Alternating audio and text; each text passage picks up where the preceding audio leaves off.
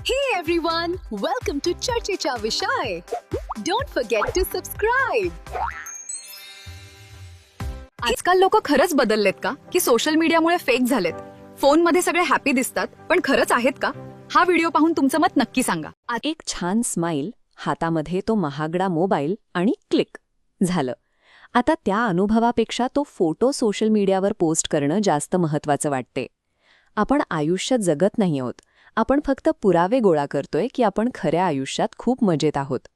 एखादा क्षण खऱ्या अर्थाने फील करण्याऐवजी तो कॅमेऱ्यात कैद करण्याच्या धडपडीमुळे आपल्या भावनाच बोथट होत चालल्यात.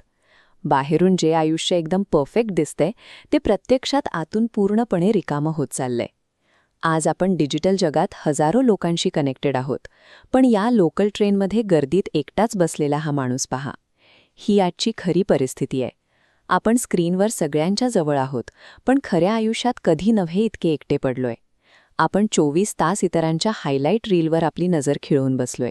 कोणाचं तरी फिरणं, कोणाची तरी पार्टी, ही सगळी दुसऱ्यांची भारी क्षणं आहेत, ज्याची तुलना आपण आपल्या साध्या रोजच्या जगण्याशी करून दुःखी होतोय. विचार करा, इंटरनेटवर आपण खूप सुखी आहोत हे जगाला पटवून देता देता आपण आपली खरी ओळखच हरवून बसलोय का? सोशल व्हॅलिडेशनच्या या शर्यतीने नाती जोडण्याऐवजी आपल्या मनात एक अशी पोकळी निर्माण केलीये, जिथे आपल्या अस्तित्वाची किंमत फक्त लाईक्स आणि कमेंट्सवर ठरतीये.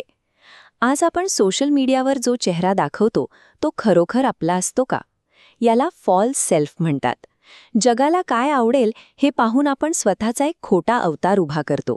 ही परफेक्शन टिकवून ठेवण्याचं ओझं इतकं भयंकर असतं की माणूस वास्तवापासून पूर्णपणे तुटायला लागतो. मग त्यातूनच निर्माण होते भयंकर मानसिक घुसमट. हे आकडे पहा. मानसोपचाराची गरज असलेल्या राज्यांमध्ये महाराष्ट्र थेट दुसऱ्या क्रमांकावर पोहोचलाय. 50% अधिक केसेस नैराश्य आणि भीतीशी संबंधित आहेत. याचा थेट संबंध सोशल मीडियाच्या अतिवापराशी आहे. सेल्फिटिसची गरज आता जीवघेणा आजार बनलीय. स्नॅपचॅट डिस्मॉर्फियामुळे तरुण मुलं-मुली आता चक्क प्लास्टिक सर्जरीकडे वळतायत. त्यांना आरशातलं स्वतःचं खरं रूप नकोय, तर मोबाईलच्या फिल्टर्ससारखा चेहरा हवाय. ही टॉक्सिक पॉझिटिव्हिटी आता आपल्या मानसिक आरोग्याचा बळी घेणारी एक भयंकर सिस्टीम बनलीय, जी आपल्याला आपल्याच खऱ्या आयुष्यापासून दूर ढकलतीये. हा धोका फक्त सोशल मीडियाच्या फीडपर्यंत मर्यादित नाही, तो आता आपल्या भ्रराच्या उंबरठ्यापर्यंत पोहोचलाय. आपल्याला सातासमुद्रापार असलेल्या अनोळखी माणसाच्या आयुष्यात काय चाललंय हे माहिती असतं, पण आपल्या घरातल्या माणसाच्या मनात काय सुरू आहे याचा आपल्याला पत्ताच नसतो. आजची कुटुंब पहा. एकाच सोफ्यावर काही इंचांच्या अंतरावर बसलेले असतात, पण इमोशनली प्रत्येकजण वेगळ्याच जगात हरवलेला असतो. प्रत्येकजण चमकणाऱ्या स्क्रीनमध्ये गुंतलेला आहे.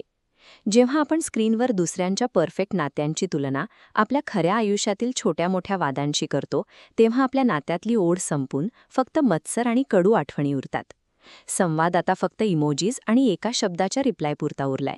समोरासमोर बसून डोळ्यात पाहून बोलण्याचं धाडस संपत चालल्यामुळे नात्यांमध्ये कधीही न सुटणारे गैरसमज निर्माण होत आहेत.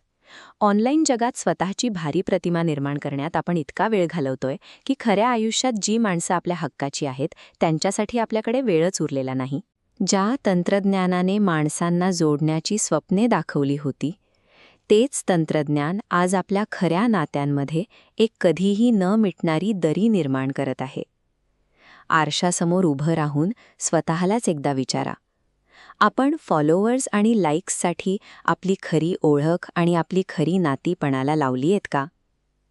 तुमच्या खोट्या आणि एडिट केलेल्या फोटोंवर कदाचित शेकडो टाळ्या पडतील, पण जेव्हा आयुष्यात खरी संकटे येतात तेव्हा त्या हजारो फॉलोअर्सपैकी कोणीही तुमच्यासाठी धावून येत नाही.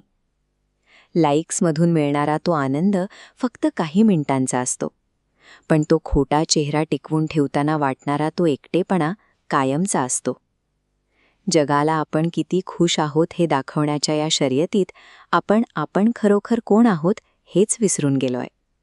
मग आता तुम्ही सांगा, सोशल मीडियामुळे लोक खरंच फेक झालेत की हीच मानवी अस्तित्वाची एक नवीन भयंकर शोकांतिका आहे?